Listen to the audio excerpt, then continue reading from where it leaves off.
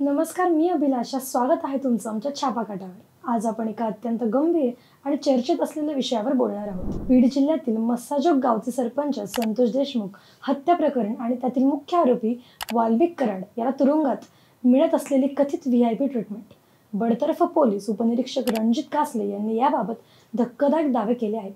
चला या प्रकरणाची सखोल माहिती घेऊया आणि सत्य काय आहे हे समजून घेऊया. बीड जिल्ह्यातील मस्साजोग गावातील सरपंच संतोष देशमुख यांच्या हत्येने संपूर्ण महाराष्ट्र हादरला आहे. 9 डिसेंबर 2024 रोजी संतोष देशमुख यांचे अपहरण करून त्यांची निर्घृण हत्या करण्यात आली. या प्रकरणात वाल्मिक कराड यांच्यावर खंडणी आणि हत्येचा मास्टरमाइंड असल्याचा आरोप आहे. वाल्मिक कराड हे राष्ट्रवादी काँग्रेसचे नेते आणि मंत्री धनंजय मुंडे यांचा निकटवर्तीय आहे, ज्यामुळे हे प्रकरण राजकीयदृष्ट्या संवेदनशील बनले आहे.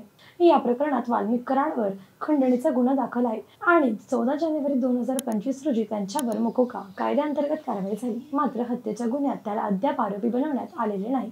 यामुळे अनेकांनी प्रश्न उपस्थित केले आहेत की कराडला संरक्षण मिळत आहे का? बडतर्फ पोलीस उपनिरीक्षक रणजित कासले यांनी नुकताच एक व्हिडिओ शेअर करून धक्कादायक दावे केले आहेत. त्यांच्या मते बीडच्या मध्यवर्ती कारागृहात वाल्मिक कराडला VIP ट्रीटमेंट मिळत आहे.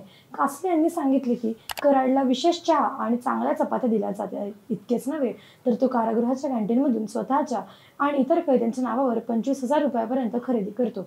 इतर कैद्यांना पांघरण्यासाठी कपडे मिळतात, तर कराडला 6 ब्लँकेट्स देण्यात आली आहेत, जी तो गादीसारखी वापरतो.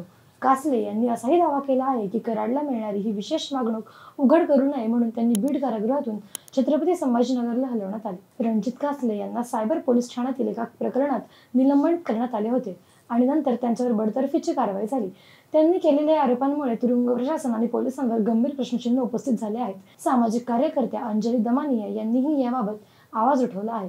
त्यांनी दावा केला आहे की कराडला जेलमध्ये VIP ट्रीटमेंट मिळत असल्याने त्याला आर्थर रोड जेलमध्ये हलवावे. या प्रकरणाने बीडमधील कायदा आणि सुव्यवस्थेचा प्रश्न पुन्हा एकदा ऐरणीवर आला आहे. वाल्मिक कराडवर यापूर्वी 15 गुन्हे दाखल होते, त्यापैकी 8 मध्ये त्याची निर्दोष मुक्तता झाली आहे. यामुळे त्याच्यावर राजकीय संरक्षण असल्याचा आरोप होतो.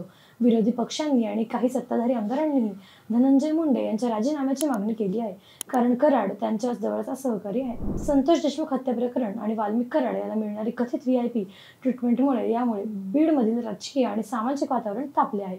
रणजित कासले यांच्या आरोपांमुळे पोलीस आणि तुरुंग प्रशासनावर प्रश्न उपस्थित झाले आहेत, पण हे आरोप कितपत सत्य आहेत याचा तपास होणे गरजेचे आहे. तुम्हाला याबाबत काय वाटते? खाली कमेंट्समध्ये नक्की सांगा आणि आमच्या चॅनलला सबस्क्राईब करायला विसरू नका.